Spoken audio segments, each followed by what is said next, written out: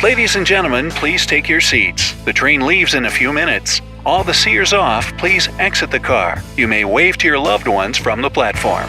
We hope you'll enjoy the trip. Drinks and snacks will be served soon. Get ready to travel through time. Our next stop is a medieval monastery in Modena. Imagine traveling on a train that is actually a time machine that would never bring you back. The 106 passengers and crew of the Zanetti train probably would have thought twice before they embarked on their adventure had they known that. Just like the passengers of the Titanic, which set off for its first and last cruise almost a year later, they never reached their destination. The difference, though, is that no one knows what happened to the train. On July 14, 1911, the rail company Zanetti offered well-off Italians a free trial ride on their new train. The passengers were enjoying their ride, watching scenic views along the way, making small talk, and enjoying their refreshments. One of the sights they were looking forward to was a new tunnel that went through a mountain. It was one of the longest ever built at the time. And that's where the mystery begins. The train entered the half-mile-long tunnel in Lombardy Mountain and never came out, just disappeared. After the incident, the railway workers and police searched every square foot of it, but found no trace of the train. The tunnel itself was just a long tube. There was nowhere to go but to the other side, yet there was neither a train nor any signs of a crash there. However, there were two passengers found who had jumped off the train just before it vanished into the tunnel. Later, when they came to, they were able to tell the story of their eerie trip. As the train approached the tunnel, black smoke came out of nowhere as well as a dense white fog. The train slowed down as it was nearing the entrance, and the fog began to envelop it. The men panicked and jumped to the ground before the train was gone. One of the survivors told an Italian newspaper about the incident. "I heard an unclear humming sound. Beyond the black smoke, I could see a milky white fog creeping from the tunnel. It literally swallowed the train like a wave. And with it, the first car of our ill-fated train split open. It became so horrifying. The train was barely moving, so I jumped from the car, and my eyes caught another passenger who jumped at the same time. We both hit the ground hard, and that is the last thing I remember." The injured men suffered from sleeping troubles and other stress disorders for a while. As for the train, it was never seen again. Word spread about the tunnel, and officials thought it was best to close it. Then, the notorious tunnel happened to get bombed during World War II, closing it off forever. No one could come up with a sound explanation for this strange disappearance. Dozens had witnessed the train leaving the station in Rome and entering the tunnel, but nobody saw it come out.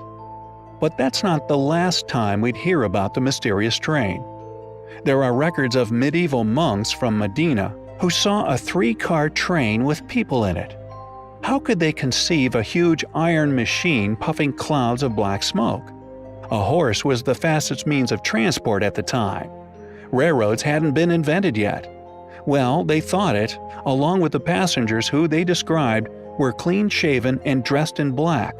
All must be the work of some evil forces. You can say that medieval monks made it up. But here's the thing. Their report was kept in the records of Castasolia, stored by the Sagino family, and one of the survivors of the train had the name Sagino. Then, in the 1840s, there's a report that the Zanetti passengers were seen in Mexico. A psychiatrist in a local hospital left notes saying that a group of 104 Italians were all admitted in a hysterical state. They were all dressed in strange clothes, obviously from a different place, and claimed they were traveling from Rome by a Zanetti train. One of the passengers actually had a cigarette box with a future date of 1907 on it. They say it is still kept in a Mexican museum. The psychiatrist concluded that it was a case of mass insanity, but he failed to come up with any explanation for it. There are no records left of the patients after that. Many years later, the train appeared again in Europe. On October 29, 1955, A three-car, old-fashioned train appeared not far from Zavalichi, a small village in Ukraine. The signalman, Pyotr Ustimenko, saw it moving soundlessly. He reported that he had been on duty that night and suddenly saw a train that wasn't on the schedule. The train was heading without tracks to Gasford Mountain. He thought he was seeing things and rubbed his eyes, but there it was, with shut curtains, open doors, and an empty driver's cabin. Ustimenko had never seen a train like that before, but he knew it was old, definitely a pre-war model. The description he gave was the same as that of the Zanetti. It's unlikely a signalman from a remote town in the USSR would know anything about an Italian train lost at the beginning of the 20th century. Another interesting note about this sighting is that at the end of the 19th century, there was an Italian cemetery built on Gasford Mountain near Sevastopol. About 2,000 Italian soldiers who died during the Crimean War were buried there. Later, a railroad from Balaclava was constructed over the former cemetery, but then was destroyed after the Revolution of 1917 because it was no longer used. Was the ghost train riding on ghost tracks to meet its Italian brethren? I guess we'll never know. And again, this wasn't the last account of the train appearing. As crazy as all this sounds, could there be a scientific explanation of the ghost train adventures? Some believe all the railroads in the world form a sort of connected web that has its own magnetic field.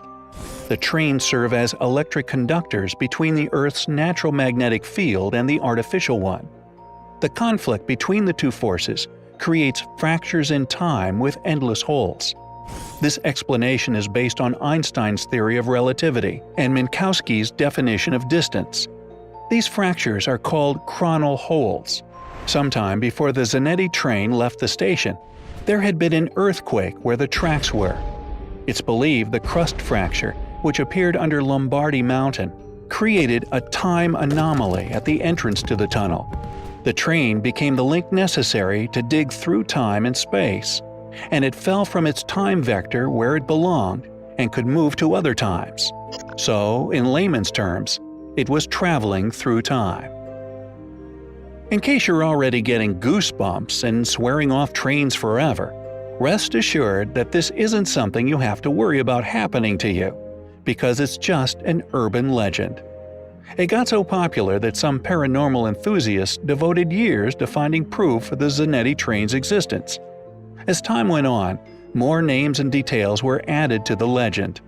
However, if you try to look up the rail company Zanetti, Castasolia, the Zangino family, or a signalman named Pyotr Ustimenko, you'll only find links to different versions of this legend. Ghosts and trains make for great stories, but there has yet to be any evidence of a ghost train ever existing. But I don't think that'll stop people from looking for them or telling more stories about them.